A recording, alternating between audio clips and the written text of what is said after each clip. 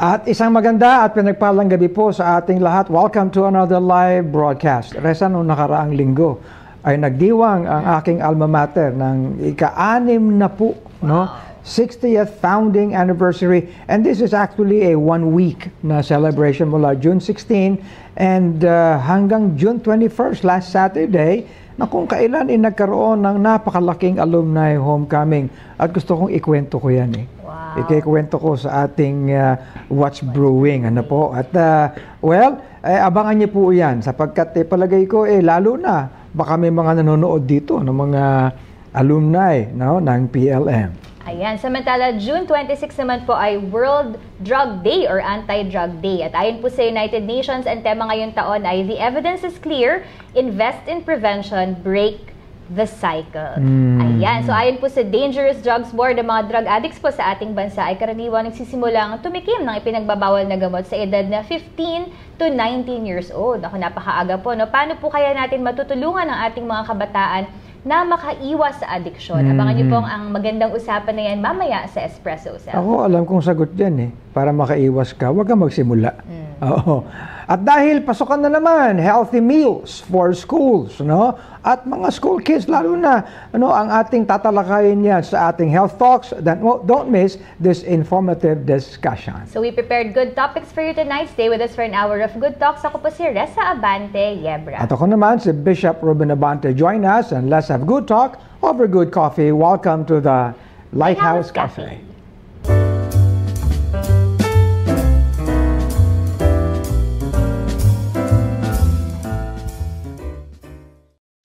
Okay, ito na tayo, Ressa. Kwentong PLM sa kanyang ika-6 na pong anibersaryo ng pagkakatatag. At napakaganda, Ressa, na ang pinaka-historian namin sa mga alumni naririto. Okay, so we welcome Mr. Alfred Gabot. Magandang araw sa iyo, Alfred. And you are in Zoom. Ayan, no? Magandang araw din sa inyo, Bishop, at saka yung mga tagapakinig. Oo, ayan, kasama natin yung maganda kong anak na si Ressa. Okay. Alam mo, Ressa, kaya gustong-gusto kong si Alfred ang ating maging guest sapagkat sa aming lahat, sa mga alumni, siya ang bukod tangi na nakakaintindi at nakakaalam ng pinaka-history ng PLM. Okay. Tama lang naman po, Bishop, dahil ano talaga siya pagdating sa journalism. At ito. Nakikita mo yan, no? Ito yung coffee table book na Pantas. Which we launched last Saturday, June 21st, yung pinaka-alumni homecoming. Well, Alfred, pakikwento mo nga sa atin ang pagkakatatag ng PLM at ito ang university, katangi-tanging university that exists, no, because of a national law, di ba? Yeah. Pero actually, ito lang ang Universidad ng Maynila na pinanganak 2 beses. Unang-una, actually noong 1960, panahon ni Mayor Arsenio Lacson, nagkaroon ng ordinansa creating a city college. Nagkataon naman, maraming problema yung council at saka yung mayor, kaya hindi natuloy. Bago namatay si Mayor Lacson, kasi yan ang dream niya, inihayag niya na ang Pantasan sana ay doon sa Army Navy Club, historic building sa tabi ng US Embassy at Elks Club sa Rizal Park. At binigyan na ng 3 million na napakalaking pera nung parang araw na yon upang maitatag doon sa Army and Navy Club ang Pantasan. Pero sa kasamaang palad, mga mag-iisang taon bago ma-realize yun, namatay. Si Mayor Lacson, kapag pumalit sa kanya, ang isang magaling na alkalde rin, si Mayor Antonio J. Villegas, at kanyang isinulong ang pagkakatatag ng pamantasan ng lungsod ng Maynila. At para mawala na yung city politics, problema, ang ginawa niya, makipagpulong siya sa Pangulo ng Pilipinas at sa kanyang kaibigang congressman na si Justo Albert. Justo Albert. Yes. Sponsor ang isang bill sa House of Representatives upang itatag ang University of the City of Manila na eventually ay isinatagalog o isinapilipino na pamantasan ng lungsod ng Maynila. Kaya unang universidad sa Pilipinas na mayroong pangalang Pilipino. At ang pamantasan ay hango sa word na pantas. Ang ibig sabihin wise man. Yes. Wise man. Yes. Pinanggagalingan ng mga pantas, kaya pamantasan. Oo. 1963. Now, yung sinasabi mong ginawang ordinance, yung sinasabi mong ginawang ordinance noong panahon ni Mayor Lacson, naaprubahan yun ng konseho? Naaprubahan yun at binigyan ng 1 milyong budget para maitatag yung college na yan. Nagkaroon nga ng problema between the mayor and the vice mayor and some members of the city council kasi nag-aagawan sila kung sino yung i-appoint na presidente, sino yung i-appoint na vice president, etc. etc. Kaya na-delay hanggang sa umabot nga ng 1962, 1963, namatay naman si Mayor Lacson. Dinagdagan ng budget na gawing 3 million para matuloy na sa Army and Navy Club ang pamantasan. Pero kasamaang palad nga, nabanggit ko kanina, siya ay inatake sa puso. Malapit doon sa lugar na yon. Lang siya sa Hotel Pilipinas. Sa Padre Paura, katabi ng US Embassy. At kaagad naman na sumumpa si Mayor ang bayan na batang-bata, 32 years old na batang-bata. Ay si Mayor Villegas. At si Mayor Villegas, si Mayor Villegas, awardee pa yan na young man, hindi ba? Magaling na Yes. Batang-bata siya. Outstanding. At siya ay isang galing din sa hirap, sa Tondo. Kaya alam niya yung kanyang mga pinagdadaanan ng mga kabataan sa Maynila. At siya ang ama ng libreng edukasyon sa Maynila magmula sa high school. Magmula sa high school hanggang sa pamantasan. Okay. So anong nangyari, in-sponsor ni dating kongresista na si Justo Albert, nagkaroon ng bill at naipasa yon at naging RA 4196, Republic Act. 4196. Actually, si Congressman Albert, hindi lang siya nag-iisa na sponsor. Maraming apat na congressman ng Maynila, kasama na dyan si dating Mayor Bagatsing, kasama rin yan sa mga nag-sponsor. At sa Senado naman, ang version na yan ay in-sponsor ni na Camilo Osias, a famous educator at that time, Senator Gil Puyat. At maraming presidente ang napagdaanan. Ang lumagda, nung na-approve yung version ng Senado, ang lumagda doon ay Senate President Ferdinand Marcos. Ayun.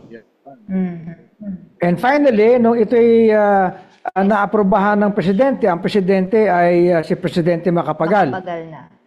June 19, 1965, no? Coinciding with Dr. Pinirmahan naman ni Pangulong Diosdado Macapagal, isa ring yung poor boy from Lubao na Yes. unang-unang kinausap ni Mayor Villegas na tulungan siya tungkol dyan. Ayun. At pinirmahan niya, nagkataon, June 19, 1965, Oo. na siyang birthday ni Arawan. Jose Rizal. ang bayani na si Dr. Jose Rizal. Oo. Kaya pala sa loob ng PLM. Oo. Kaya pala sa campus. Oo. Oh, kaya pala sa loob ng campus ng PLM, merong mga rebulto doon, no? Ando na yung rebulto ni Villegas, yung bus niya. Nandun na yung rebulto ni Jose Rizal. At ni Presidente Macapagal. No? Ayun. Kaya tatlo ang significant doon. Kahit daw po yung no sir, yung parang yung area mismo po, no, talaga yung historic walled city ay ino-occupy, rich din po sa sa pero hindi nga. Yung una, dati malapit sana yung sa campus. Paano napunta roon sa lugar na yan, ng PLM? Yung campus ay tinatawag nating hallowed ground, yung campus ng PLM. Tatlong area kasi doon tinatag ng Spanish colonizers natin, yung Cuartel de España. At doon sa Cuartel de España na yan, doon nilitis at sinentensya si Dr. Jose Rizal.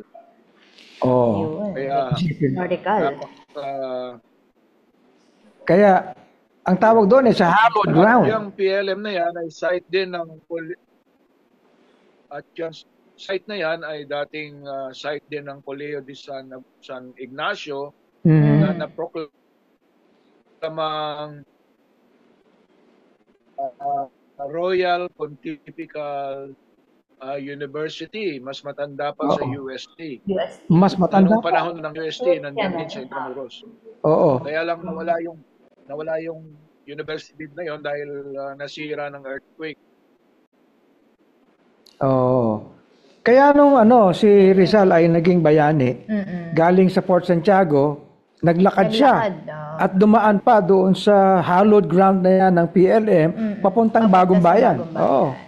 Kaya kinukonsidera na ang lugar na yan talagang mahalaga. Very significant. Tama 'yun, Fred, ano? Well, research po ang ating history talaga. Oo nga. Kaya nga dapat lagyan uli ng historical marker yung ating pamantasan. Kasi unang-una ay 60 years old na tayo, 50 years old na isang institution, pwede nang lagyan ng historical Ayun. Gagawin natin proyekto ng alumni yan. No? Kasi yung mga kabataan yun, alam yan Actually. Oo. In fact, ang balita ko noong araw, Fred, meron pang ruins doon sa loob ng campus, hindi ba? Yes, naabutan ko yan, yung ruins na yan, kaya lang konti na lang. Bago dumating yung mga estudyante ng PLM, estudyante ako ng Manila High School. Yung campus na yan ay Manila High School talaga nung una, na binuksan noong 1963. Pinatayo ni Mayor Lacson bilang pinakamodernong high school sa Maynila. Diyan ako nag-aral ng 67, 68, bago kami lumipat sa Victoria Campus, yung original site ng Manila High School noong panahon ng Espanya. Okay. Fred, palagay ko yung kwentuhan natin, ibaling natin doon sa celebration natin ng alumni homecoming at yung launching ng coffee table book na ito. No? Napakaganda po. Yeah. We primarily... Congratulations. Oo. Ito po ay available sa lahat? Or talagang pang lang? Well, ito i-avail natin pero limited printing pa lang ngayon dahil itinugma lang natin sa alumni homecoming. But this will be made available. At Fred, congratulations sa iyong contribution because all the historical articles here were contributed by you. No, sa iyo galing yan. At syempre, isa ka sa mga Haribon awardees. Okay? Congratulations. So, itong Haribon Awards, Reza, ito yung mga outstanding alumni no, galing PLM. Yung mga sinauna, no? Yun talaga yun. Pioneer, yung mga pioneer na alumni hanggang sa mga makabago ngayon na mga graduates. Pero alam mo, 65 lang yung pinili dapat talaga higit pa doon. Ang sabi natin, lagyan natin ng 60, no? Kasi ako yung naging bahagi din ako ng screening committee, parte ng alumni. Pero sa dami, inalagay na lang namin sa 65 kasi 1965. Okay? Well, anyway, no? Pero gaano kahalaga, Fred, itong pagbibigay natin ng award sa mga pumayagpag na ito ng mga alumni?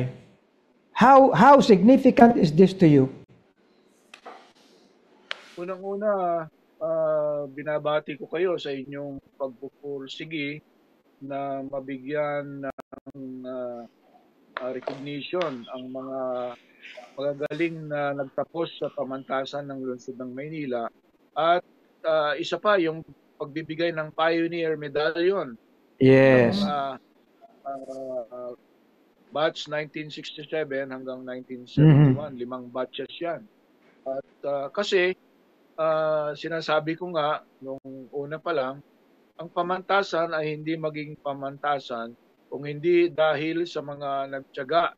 Tama. Mga estudyante mula nung nagbukas ito noong 1967, nagtiyaga kasi kahit na sila'y mahirap, kahit na yung pamantasan noon ay mahirap din, marami ang kulang.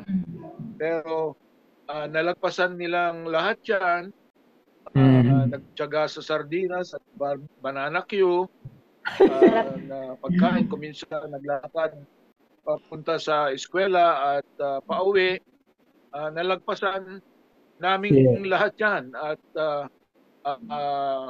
sabi nga nila noon, experiment lang yan. Baka hindi magtagal yung pamantasan ng lungsod ng Maynila. Pero we prove every doubting Thomas is wrong. Kasi yung unang graduate pa lang ng College of Nursing, lahat sila pasado. At may nagka-produce kagad ng unang-unang top-notcher in the person of Rosalinda Tagyam. Rosalinda Palad. Number 7 siya sa board exam at tinalo yung mga matatanda ng eskwelahan. At yun ay isang naging spark that ignited the enthusiasm of many students in the university. Kaya naging tradition na mula nung 1970s na yan hanggang sa ngayon. Maraming top-notcher sa College of Nursing, Engineering, Accounting, marami pang kolehiyo sa pamantasan. At yung recognition na yan, I'm sure ay hindi makakalimutan ng mga dating mag-aaral sapagkat ito ay nagsisilbing pagkilala sa kanilang pagpupunyagi. Yes. Magiging inspiration din sa mga kasalukuyang mag-aaral at mga susunod pang mag-aaral. By the way, Bishop, yung pamantasan, nag-iisa lamang na mumutawi noong 1967 nung ito'y nagbukas. 5 years after, ginaya tayo ng Makati, ng Makati Polytechnic Community College ni Mayor Nemesio Yabot. Yes. At ngayon, alam mo ba na kulang-kulang 150 na little pamantasan all over the country ang naipadala, inspired by the success of pamantasan ng lungsod ng Maynila. Pero katangi-tangi lang ang PLM na universidad na nag-exist because of a national charter. Sa kanila, puro city ordinances lang. Hindi. Yan, yung mga iba na local colleges and universities. Katangi-tangi. Kaya nga, we were created by Congress. Dapat we can assert Ayan. sana we should also be recognized as a state university. Yeah. Oo, nakikita mo yan, Reza. Oh, yan naman. Kanina nga po yung mga passing, rate, ang tataas. Yes. Kahit The ngayon, teachers, Fred, 94%. lumabas lang yung isang araw na ang pamantasan is in the top 10 ng mga universities na napakagaling sa law. Di ba? Ngayon ay pumapayagpag na yon. Ibig sabihin, Fred, kung ikukumpara natin on a per capita basis, sa liit ng PLM, compared sa mga nalalakihang mga universidad, we have contributed much, no, sa ating bansa. At itong Haribon Award, it's parang guarantee po na recognition talaga na since the start ng history, hanggang ngayon po ay talagang patuloy ang excellence in the university. At alam mo, naalala ko, yes, go ahead, please. Yung pamantasan ng lungsod ng Maynila, originally, ay intended para sa mga magagaling na kabataan ng Maynila. Pero over the years, dahil sa excellent education at mga top performing graduates, maraming gustong pumasok sa pamantasan. So eventually, our city government, our university, allowed the entry of students from other cities, from as far as Mindanao. Meron tayong estudyante galing pa sa Mindanao. Fred, ito, medyo limitado yung ating oras. Dahil dyan, medyo limitado yung ating oras, but I'd like to ask you, and you be the one, because you've been a part of PLM yourself, alam mo yung history, alam mo kung ano ang naging accomplishments ng mga alumni. Para sa iyo, kahit personal mong pananaw, ano dapat ang pagkilala sa PLM ng ating national government? Ano pa ang maaaring gawin sa PLM para mas lalo tayong pumayagpag at makakontribute sa progress ng ating bansa? What do we need to have?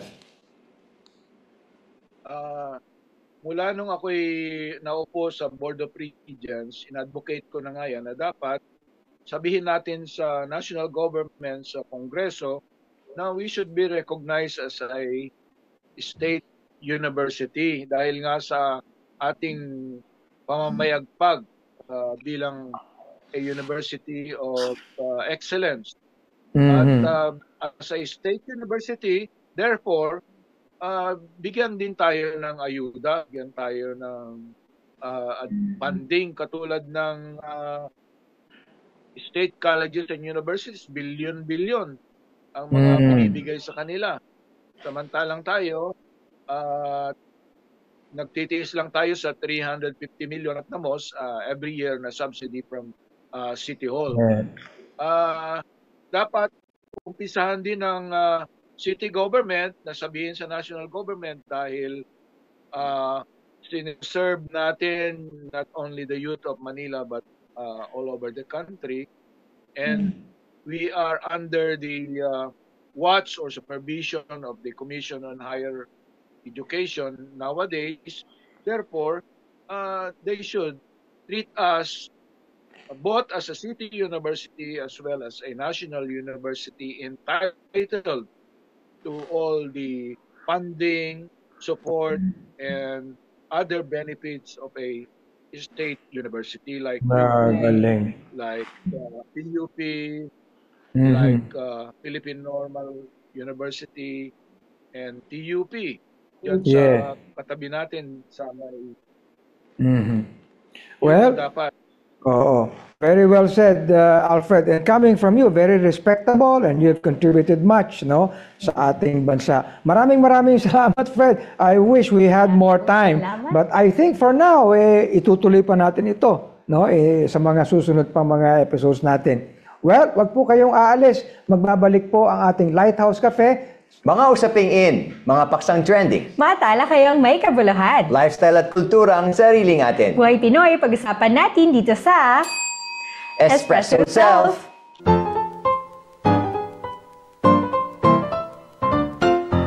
June 26 is World Drug Day or Anti-Drug Day. Ayon sa United Nations Office on Drugs and Crime, ang tema ngayong taon ay The Evidence is Clear. Invest in prevention, break the cycle. Last year, alam mo, Erica, si President BBM gave a commitment to a public, health-centered, and human rights-based approach to drug control. Ang programang ito ay nagbibigay priority sa isang evidence-based public health interventions that still upholds the dignity of individuals. Wow, napakaganda niyan, Gabi. Lalo pat ayon rin sa datos ay marami sa mga drug abusers ay nagsisimula noong bata pa lang sila or kabataan nila no, as young as 15 years old. At alam mo bang marami ring programa ngayon ang DTV para sa ating mga kabataan. Isa riyan ang Barkada Contra Droga or Peer Group Against Drugs. And even dito sa ating The Great Lighthouse Foundation ay meron din tayong paglipad no, na isang curriculum na itinuturo sa mga high school students upang makaiwas sa addiction or iba pang klase ng mga iba't ibang klase ng addiction. At ngayong gabi nga, Erica, kasama natin muli ang ating resident expert sa topic ng addiction dahil marami na siyang na-counsel ng mga kabataan tungkol dito bilang isang pastor at bilang isang registered psychology. So welcome back to Espresso Self sa ating pong Lighthouse Cafe, Pastor June Sombiluna. Magandang araw po, Pastor. Magandang araw, Pastor June. Magandang araw sa inyo, Gabi and Erica, and nice to be back at maging kabahagi ulit ng inyong ng ating discussion sa sandaling ito. Opo. So, Pastor June, sabi sa introduction natin, you have experience pagdating po sa ating dealing with people who are addicted po no, or medyo na sa illegal drugs. Sa inyo pong experience, ano po yung youngest age na na-encounter ninyo? Ano po yung usual na age ng mga dinideal ninyo? Actually, nakakalungkot man sabihin, Gabi and Erica, pero bumabata ang gumagamit ng drugs ngayon as early as 15, no? Ang mga bracket niya ngayon 15 to 22 ang gumagamit ng mga pinagbabawal na droga. And I have experience of counseling as early as 10 years old ay mayroon ng mga history ng drug addiction. So ganun ang problema natin ngayon talaga. Bumabata ang gumagamit talaga ng mga pinagbabawal na gamot. And very alarming po talaga yun, Pastor. And siguro po, if I may ask lang po, paano nyo po ba nakaka-catch ito pong mga nakakausap nyo po or nadideal nyo po when it comes to addiction? And tingin nyo po, ano ba yung usual reasons po talaga na nagpa-prompt po sa kanila to do this? Usually sa mga kabataan, hindi man natin minsan maintindihan, but malaking bagay talaga yung peer pressure sa kanila, no? Kasi yung ideya na everyone else is doing it, parang ganoon. Yung bang mayroon silang kabarkada at kasama, tapos ginagawa ng mga barkada at kasama nila, tapos ayaw nilang ma-out of place sila. So, yung feel nila ng belonging, kaya ginagawa rin nila yung ginagawa ng kabarkada nila. And of course, kasama dyan ay yung curiosity nila ba, no? Na ano kaya ito? Tikman ko nga, subukan ko nga. Ganon. Okay? And then wala kasi nagsasabi sa kanila kung ano ang epekto nito. And most of the time, Gabi and Erica, ay mayroong mga nakaka-counsel tayo na kung saan ay ginagawa nila ito so that they can escape from mga traumatic experience nila sa kanilang pamilya, may mga pain sila, may mga experiences sila na gusto nilang parang mawala man lang sa kanilang consciousness. Kaya nagpupunta sila sa ganung mga gawain para bang in a way to escape. Yun ang ilan na pwede nating banggitin tungkol sa mga kadahilan ng kung bakit yung mga kabataan natin nagpa-prompt na gumawa o kaya ay tumikim ng ganitong mga pinagbabawal na droga. Medyo alarming nga, no, Erica, Pastor June, no? What you're touching on is parang multifaceted portion, no? Ang dami mga factors. You mentioned yung parang it's a means to escape, it's a means to parang makalimutan yung mga problems and struggles siguro nila. And then you also touch on the point na yung mismong circles po nila are the ones encouraging them to try. Ang lungkot, ang malungkot Gabi, some of the young people natin natutunan nila ang pinagbabawal na gamot sa immediate family nila, tito nila, tatay nila, at maging sa mga pinsan nila. Yan ang malungkot din. Kumbaga, napasok na mismo yung pinaka institution or pinaka circle po that's supposed to protect our our kids or our children, no. On that note, Pastor Jun, kasi sabi po dun sa tema, no, evidence is clear, prevention, even bago pa po yun, sinasabi prevention is better than cure. So how do we now reverse po, or siguro kahit papaano lagyan ng mas maraming deterrent or barriers po, no, para maprotektahan yung mga anak at mga bata natin? Kasi ako po bilang parent, kahit na kausapin ko siguro every night, masinsinan, wag mong gagawin yan, no? Paglabas po ng bahay, mas madalas, mas maraming oras kasama po yung mga kaibigan, sa environment. Paano po kaya yung mga practical ways, Pastor Jun, no, para yun nga po, mas mapaigin natin yung prevention at pag-iingat?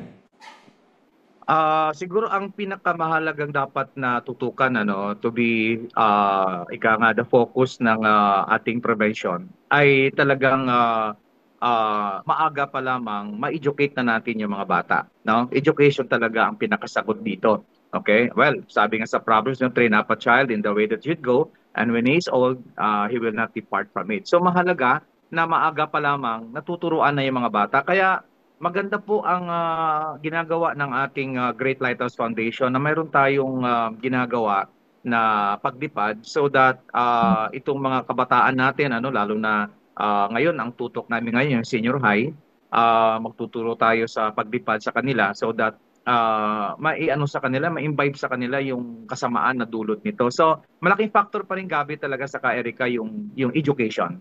Okay? And then, of course, bigyan natin yung mga kabataan ng mga bagay, no? Katulad ng ginagawa ng ating Lighthouse, the Great Lighthouse Foundation, yung LAC, malaking bagay yan eh. Yung Lighthouse Outreach Program to Kids, kung saan ini-involve natin yung mga bata sa sports. Naku, malaking bagay po yan. Kaya yun ang mga practical na ginagawa natin sa ating mga churches so that yung mga bata ay mag-iba yung focus nila. Mapunta sa mga bagay na makabuluhan. Ay isa pa din sa mga practical na bagay siguro, Gabi, sa Erika, ay i-involve natin sa ministry talaga yung young people natin. Huwag nating hayaan na sila ay maging idle. Because yan talaga, palagi sinasabi ni tatay yan, idleness is the devil's workshop, no? So kapag ang kabataan talaga, naging idle yan, kung ano-ano ang iniisip niyan eh. So if we give them opportunity to express themselves in the ministry, sports, ganyan, and in every ministry sa church, ay malaking factor na makakatulong para hindi nila pasukin yung ganitong bagay. Kasi busy na sila sa ginagawa nila at alam nila makabuluhan yon. Right. So nakikita po natin na napakahalaga din po yung environment talaga kung nasaan po yung ating mga kabataan. So paano po ba nagpi-play in po siguro itong mga factors na to, like yung syempre po yung kanilang home, yung school, and kung saan man po sila nagpupunta po when it comes naman po dito sa pag-iwas po sa ganitong klase po ng addiction? Sabi nga natin na isang malaking factor din talaga na kung saan ay ang bata madaling pumasok sa ganyan ay yung kanyang environment, yung upbringing niya, yung environment niya. Kasi lalo na ngayon, kapag ang isang kabataan ay natira sa isang lugar na kung saan ay mayroong access sa pinagbabawal na gamot, madali na lang, parang ganon.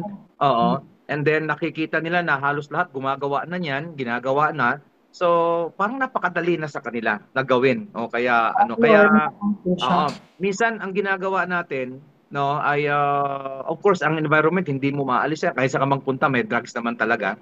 Kaya mahalaga talaga na education. And as much as possible sana yun nga, kung pwedeng makaalis sa lugar na yan at mapunta sa lugar na kung saan ay medyo mas makokontrol natin ang mga kabataan, yung mga anak natin siguro, ay mas maganda siguro na yun ang gawin natin. Kasi malaking factor ang environment talaga.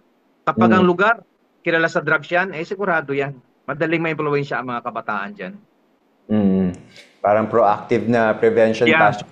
So, yes, kino-condition natin, educate natin yung ating mga kabataan na umiwas mismo. Pero physically, no, kung saan po yung mga potential na may access po, no, at may temptation ng drug addiction. Share ko lang, no, tama yung sinabi ni Pastor Jun, yung i-divert yung attention, yung energy ng ating mga kabataan to more productive things, no, pwedeng sa church, pwedeng sa ministry, pwedeng sa sport, pwedeng sa arts or singing, no, or shopping, community o lahat po, no, na pwedeng at wag po nating pipigilan at wag na po nating tatantanan siguro, no, kasi the moment na manlupaypay po tayo, pabayaan natin sila, doon po papasok yung ibang thoughts and ibang opportunities nga po, no, para sila po ay atakihin nito. But let's talk about yung signs, yung mga flags, mga red flags, Pastor Jun, no, na medyo pwedeng mo nang sigurong kausapin yung anak mo, yung kamag-anak mo, no, na baka kung saan na napupunta. Opo. Actually, kung titingnan mo, madali ma-detect kung isang kabataan ay onto drugs, unang-una kasi yung kanyang behavior nagbabago. Okay? Dati tahimik, ngayon mainitin ang ulo, ngayon ay depressed o kaya ay mayroong anxiety, ganon. So mayroong mga tinatawag na physical changes, yung behavior niya, maliban sa pag-ugali, mayroong physical changes sa kanya. Minsan ay puyat. I know na meron akong alam na madaling araw, okay, nagwawalis. 3:00 na madaling araw, nagwawalis. Magtataka ka tapos pag araw tulog. Okay, tapos hindi na halos kumakain. Ayun, tapos irritable, ayaw makipag-usap. And then, kung ang batang ito estudyante, nasisira at nagkakaroon ng pagbabago yung kanyang performance sa school. Focus.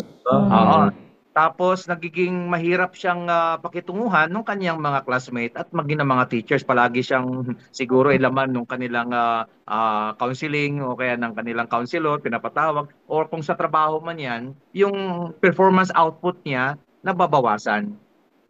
So those are some and of course may mga physical changes yan, minsan pumapayat yung tao, nag-iiba talaga yung katawan niya kapag onto drugs ang isang tao. So ilan yan sa mga red flags na pwede nating tingnan. Marami pa yan na pwede nating tingnan, pero yun ang mga mas madali na tingnan natin. So, yun po pa talaga yung dapat na maging alert tayo or maging aware tayo, no, pagdating po siguro sa pag-observe dun sa mga nasa paligid po natin. And siguro po yung question na sunod po namin is, saan naman po tayo, kumbaga, mag-report po siguro or mag-alert po ng mga ganito? Like, syempre po, nabanggit niyo po kanina, like si Pastor Jun, di ba? So, paano naman po yung mga outside bataan, no? Na hindi po kayo ma-reach, kumbaga, saan po sila para immediate na makakalapit po, hindi, for example po, may kaibigan po na gusto natin matulungan, ganyan. Ano po ba yung, paano po ba yung process nito? Okay, well, ang isang pwede nating puntahan siguro dyan yung ating rural health center, kasi usually maraming nag-agree ngayon na ang addiction is a health problem actually, no? It is a health problem. Yan ay binabanggit ni Bishop sa atin na it's not actually a criminal or something na napakasama, but it is a problem of health na kailangan ang ating health sector ay tumulong, no? Maging yan ay may kinalaman sa mental health o kaya sa physical health. So siguro sa mga RHU natin, pwede silang lumapit or dito sa Bataan, marami silang mga facilities dito, no, para kung talagang may kasi may level din kasi yung addiction ng bata, pwede na minsan pwede makuha sa counseling, pero mayroon talaga na kinakailangan ay i-rehab yung bata, no, o kaya ay dumaan talaga sa proseso kasi ang alam natin sa study na kailangan yung bata ma-rehab for 6 months, no, para manumbalik, no, yung nag-iepekto ng drug sa kanyang kaisipan. So ayun. Siguro pwede makipag-ugnayan sa ating mga health centers and kahit ngayon, kahit ang ating PNP, no, they-recognize na hindi na ito isang criminal offense kundi tumutulong na rin sila para i-direct sila sa mga health centers na tulungan ang mga may problema ng ganyan. So we learned from the past na pag sinabing drug addict, criminal ang dating kaagad. Ano? Hindi na ganun. Ngayon, nakikita natin na it's a matter of health, no, problem natin. Maganda yun, Pastor Jun, no? Ibig sabihin, we have another institution, organization na maaaring tumulong sa ating pag-correct, no, at pag-akay sa mga lululon sa bawal na droga, no. I'm just curious, Pastor Jun, no, kasi we talk about mga kids, even 12 years old, mga younger ones, na medyo na-expose, no, at nakaka-try nito mga illegal drugs natin. Ganun po ba ka-accessible? Hindi po ba, ano po ba yung presyo, kumbaga yung range nito? Yung accessibility. Oo nga eh. So, yes. di ba, they need to pay something po, no? So, paano po yung, based lang po sa experience niyo, Pastor Jun, paano po siya nakaka-access considering na yun nga po, mahirap po itong mabili or patago, and at the same time, they have to pay something, di ba? Alam niyo ang mga drug pusher natin at yung mga nasa business ng drugs, mayroon din silang mga marketing strategy kasi, no? Yung mga una, pangalawa, pangatlo, patitikimin ka lang eh, walang bayad. So, para bang siyempre, ayun, ang nangyayari doon kapag natikman na ng bata at magandang epekto sa kanya, siyempre hahanapin niya. At kapag next time, pabibili na siya, gagawa na siya ng paraan para makapera. At doon nga pumapasok na dito minsan may mga nakawan. Mga bata pa, oo. Minsan nga dito sa amin, kailangan namin ingatan yung mga gamit namin dito sa aming construction. Kasi minsan nagkadawalaan. Kasi minsan, pag hinahanap namin, nandoon na sa mga sa mga bentahan ng mga bakal. Oo, tapos tinitrace namin ang babata. 9 years old, 10 years old ang nagbenta ng mga bata. So, tanong mo, bakit naisip nilang magnakaw at magbenta? Ayun. Of course, alam naman natin na ang isang accessible diyan yung rugby. Talaga doon nagsisimula karamihan ng mga bata, nagsisimula doon kasi affordable siya. Oo. Pero hindi sa titigil doon, sigurado 'yan. And ito po mga realities, no, America, Pastor Jun, no, na kinaharap ng ating mga kabataan. I can just imagine din po, no, kung gaano po kahirap, Pastor Jun, yung once na na-expose at nalulun na sa illegal na drugs yung ating kabataan, no. From your experience po, for parents, gaano po kahirap yung ganito pong sitwasyon na i-rehab na and all para maintindihan po ng ating mga magulang din at mga adults din po, no. Okay. I have one client na taga-Taguig na sabi sa akin, Pastor, yung anak ko po ay talagang anto drugs na talaga at minsan talagang parang hindi na ako kinikilalang magulang. So ano ba ang gagawin ko talaga dito? Okay, so kinounsel ko siya, sabi ko, dalawa naman ang option mo diyan eh. Okay? Sabihin mo niyan sa pulis. Okay, saan pulis ang dadampot diyan at magdadala sa rehab, or kausapin mo ang anak mo na magpusa na lang na magparehab. So, pinili niya yung latter. At kahit na galit sa kanya yung anak niya, pinilit talaga niya na magparehab. Okay? Ayaw ng bata eh. Gusto niya talagang Pero nung pinaliwanag nung magulang, habang dala-dala siya doon sa rehab, pinaliwanag niya na ito'y para sa kabutihan mo, para sa kapanatagan din namin na walang mangyari sa'yo, ganyan, kasi nga, pwede kang, sabi nga natin, ang gumagamit ng drugs, ang pupuntahan niyan, 4 lang naman no? Okay? Rehab, hospital, no? Libingan, saka mental. Yun lang naman pwede nilang puntahan eh. So, ibig sabihin, pagpipiliin mo siya doon. So, ganun din, nakumbinsi din ng bata. Although galit na galit nung una, nakumbinsi din. And then ngayon, nagpapasalamat na siya sa nanay niya. Kung bakit yun ang naging decision ng mother niya sa kanya. So, ngayon, pasalamat yung nanay na pasubuti na lang at ganun ang ginawa ko. Kahit masakit sa kalooban ng nanay talaga. Kitang-kita ko yung bigat, nadamdamin ng nanay na isuko na yung anak niya doon sa rehab.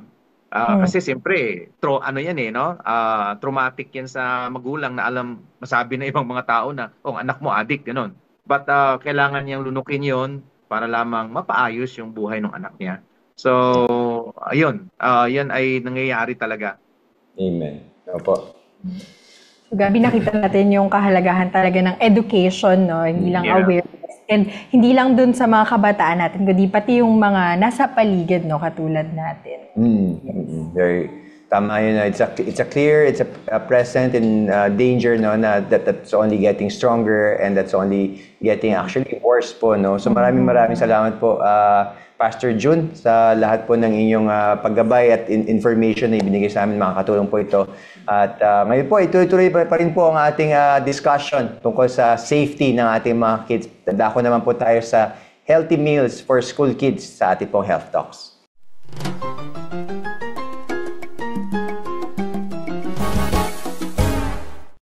Welcome to Health Talks. As our country continues to observe National Safe Kids Week, this time, feeding our school kids safe and healthy food naman ang ating pag-usapan. School-age kids face a variety of food-related problems. Among these are unhealthy eating habits, inadequate nutrition, and even having limited access to nutritious foods.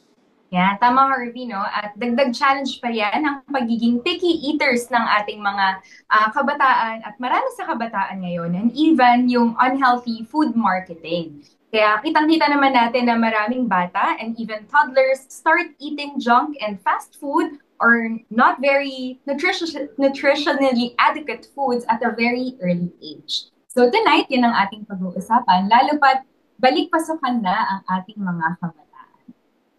Yeah, actually, oo, no, napapanahon talaga, Antoinette, no? So, syempre, unang-unang tanong natin dyan, ano ba yung mga importante nutrients na kailangan ng ating mga school-age children para, syempre, magkaroon sila ng healthy body?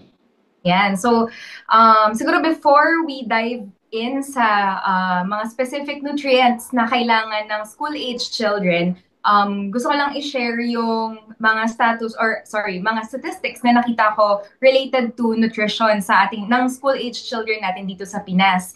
So, actually, sabi sa DOST FNRI, noong 2015 study pa to, no, nag-i-indicate daw na meron tayong substantial or prevalent na percentage ng ating mga Filipino children na underweight or kulang sa timbang, stunted or bansot or maliit para sa kanilang age, and wasted or payat, no? Masyadong payat. And specifically sa school-age children, meron daw 31.2% or 3 out of 10 school-age children. So that's in between 6 to 12 years old na mga kabataan na underweight. So, makikita natin doon, no? Syempre, kapag underweight ka, kulang, ibig sabihin, kulang yung kinakain ng mga batang Pilipino. So, anong effect nun? Siyempre, academically, pwedeng, alam mo yun, nanghihina sila pagpasok sa eskwelahan. Siyempre, hindi sapat yung nutrition na kinakain nila. Siguro, umaga pa lang, no? So, pagdating sa eskwelahan, siyempre, yung performance nila would be affected. And meron tayo kasi, Harvey, na tinatawag na infection malnutrition cycle, wherein kapag mababa yung nutrition ng katawan ng isang tao, or ito, in this case, isang bata, mas madalas or mas vulnerable siya to diseases, no? So, mas madali silang magkasakit, magtae, magkasipon, lagnatin, and other infections. So, syempre, pagka may sakit ang isang bata, maliban sa academic performance, yung number of pagpasok niya sa eskwela, affected din. Nabawasan. Yes, nababawasan. So, ganun na naman, so dagdag na naman siya, added layer siya, mga negative na nakaka-affect or negative factors that affect yung, alam mo, yung pag-aaral sana, yung quality of education sana na nakukuha ng mga kabataang ito. So, yun, no? So, talagang, dapat sana, no, pagtuunan siya ng pansin ng ating mga magulang, ng ating government,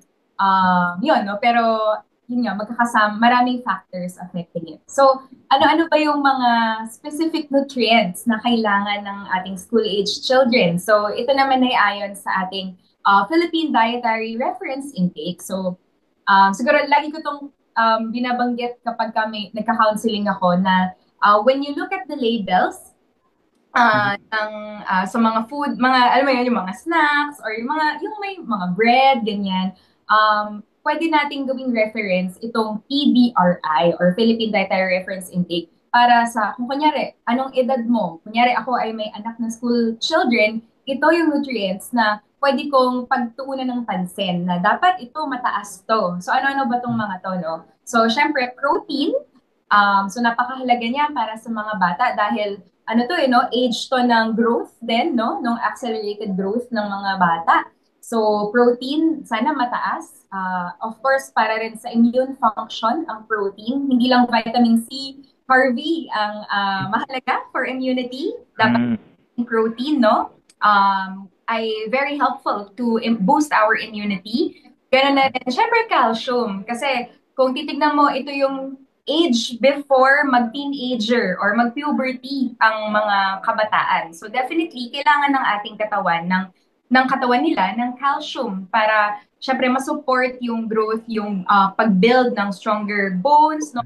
Yes. Yung height nila, ayan. And then of course, iron. And I would say specifically for school-age children na females, kasi syempre mag-enter na rin sila ng puberty, so kasama na riyan yung pag-enter ng menarche or yung menstruation, no? Mag-start ng menstruation ng mga female adolescents. So we want to prepare their bodies, no? To have, na mas maging, mas maayos yung pag-develop nila. So definitely, iron is a very important nutrient as well. Then nabanggit na natin kanina, vitamin A and vitamin C, of course, they boost the immunity of our kids. They help the body fight infections.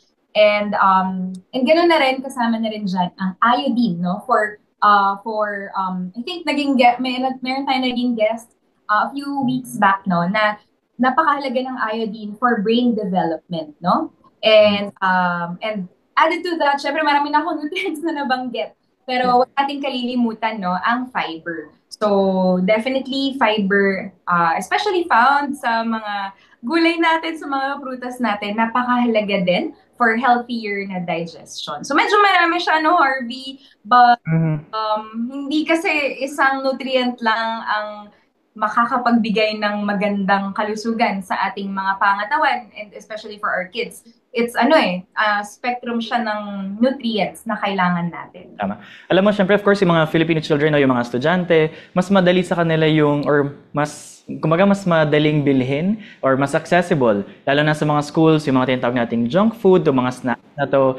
Pero paano ba may encourage siguro ng isang parent na katulad mo or even ng ating mga teachers, communities sa mga schools, even local government, na magkaroon ng healthier options or magkaroon ng to encourage na magkaroon ng healthier snacks para sa ating mga school-age kids? Alam mo, totoo yan, no, Harvey. And I would say na ganito din, before we want to target yung school-age children, napakahalaga ng behavior na na-develop nila at younger age pa lang nila. Kasi, yan nga, no, parang behavioral change kasi yung kailangan if nasanay na yung bata na sanay na siya, let's say, mag-soft drinks araw-araw, or sanay na siya ng chips, ng mga chichirya, definitely hindi lang yan nag-start ng, alam mo yun, ng school age. Maaari na expose na sila very early on pa lang. Let's say, toddlers pa lang, no? So, for parents like me na merong mga younger kids, may toddler ako ngayon, napakahalaga ng role din namin na makapag-develop tayo ng healthy eating pattern ngayon pa lang, no, as early as now, and within the family, para hindi bago sa kanila. And isang teaching din namin na binabanggit ay whenever you eat together as a family, syempre, kids, our children learn by the example that we set. So, napakahalaga rin that they are encouraged na, uy, kumakain si ate, kumakain si kuya, kumakain yung parents ko ng gulay, why don't I try? Actually, sa first try or sa second na exposure, let's say, hindi naman din ganun kabilis na mag-a-adapt sila ng new behavior, no? Pero slowly and siguro consistent na pagsiset ng example, I would say na malamang sa malamang magta-try na rin yan. O sige nga, why don't I explore?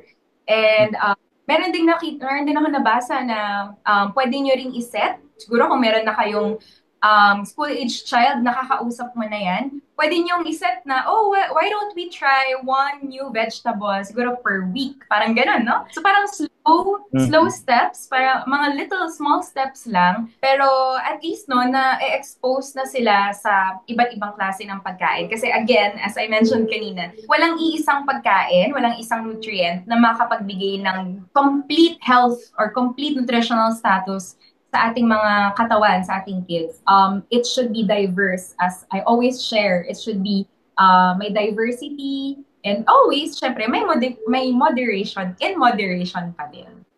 And alam mo actually, Antoinette, tatanong ko pa lang sana, pero nabanggit mo na, no, you've given a few tips na rin kung paano, of course, and na mag-prepare ng, syempre, kung paano ano yung mga pwedeng piliin, and even, paano natin mas maintindihan ano yung mga other options, ano yung mga kailangan ng ating mga school age na mga kabataan. Ayan, so wag po kayong aalis, magbabalik po ang Lighthouse Cafe.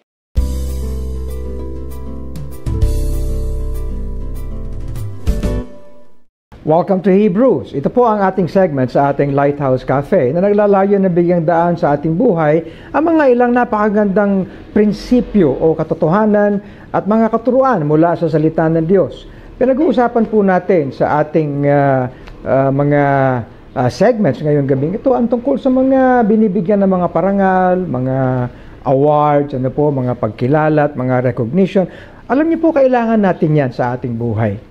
But what does the Word of God say tungkol sa kung sino ang dapat nating parangalan una? And sino ang bigyan natin dapat ng pleasure? Now, may I refer you to a verse in Revelation chapter 4 and verse 11. Ito po ang sinasabi ng salita ng Diyos. Thou art worthy, O Lord, to receive glory and honor and power, for thou hast created all things, and for thy pleasure they are and were created. Now, kung titignan po natin ang talatang ito, ang sinasabi, ang lumikha po ng lahat ay walang iba kundi ang ating Diyos. Whether you believe that or not, that is what the Bible says. He is the creator of all things. Visible man or invisible. At ano po ang pinakalayon ng pagkakalikha ng lahat? Ang sinasabi po ay maliwanag. For thou hast created all things, and for thy pleasure. Sa iyong kaluguran, kung kaya sila nilikha. Nang una pa in Genesis, ay naroon ang narrative patungkol sa kung paanong nilikha ng Diyos ang sanglibutan, ang lahat po, ang sannilikha, At nakita natin, sa ayon diyan ay lahat ay kanyang ginawa sa loob ng 6 na araw, at pagkatapos ay sa ika-7 araw po ay siya'y nagpahinga. Kaya nga ang sinabi, He rested on the 7th day. Yan po ba'y dahil napagod ng Diyos? Well, hindi po. Sapagkat sa bawat araw ng kanyang paglikha ay sinasabi, and God saw that everything was good. Everything was good. Basically, they were good, and He was pleased kung paano sila sa kanyang paningin ay naging mabuti. Everything, But sin came.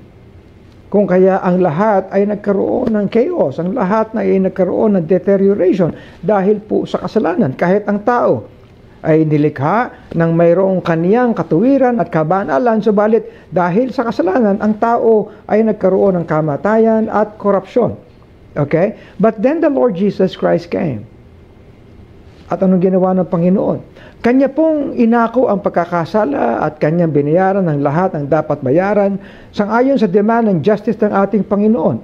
And so therefore, ang ginawa po ng Diyos sa atin ay binigay ang kanyang bugtong na anak upang ang sinumang sasampalataya sa kanya ay huwag nang mapahamak, huwag nang magkaroon ng condemnation, kundi magkaroon ng kaligtasan mula sa kapahamakan.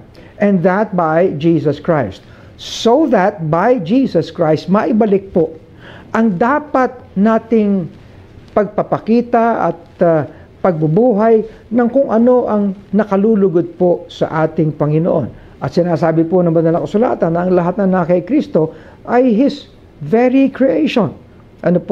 We are created in Him so that we can give Him pleasure. Kung kaya po ang purpose ng mga kay Kristo ay upang makakilos po tayo, makagawa tayo ng mga bagay-bagay upang tayo'y makapagbigay kaluguran at luwalhati sa ating Diyos. Ibig sabihin po ang bawat kay Kristo ay mayroong gayong panibagong nature, so that kahit tayo nasa kasalanang laman pa, we have that equipping according to His grace. Kaya po sinasabi doon sa Hebrews chapter 13, ang sabi, the God of peace that brought again from the dead our Lord Jesus Christ. Ang sabi dito, through the blood of the everlasting covenant, make you perfect in every good work to do His will, working in you that which is well-pleasing in His sight. Kung kaya pala kakaiba dapat ang kilos at buhay ng mga na kay Kristo. Sapagkat po, if we please God, how can men not be pleased also? Sapagkat ang lahat ng kaluguran ng Diyos ay sang-ayon po sa virtues ng Spirit. Meron tayong love, joy, peace, long-suffering, gentleness, goodness, faith, meekness, temperance. Sana po ay naging kapaki-pakinabang ang ating segment na ito na Hebrews.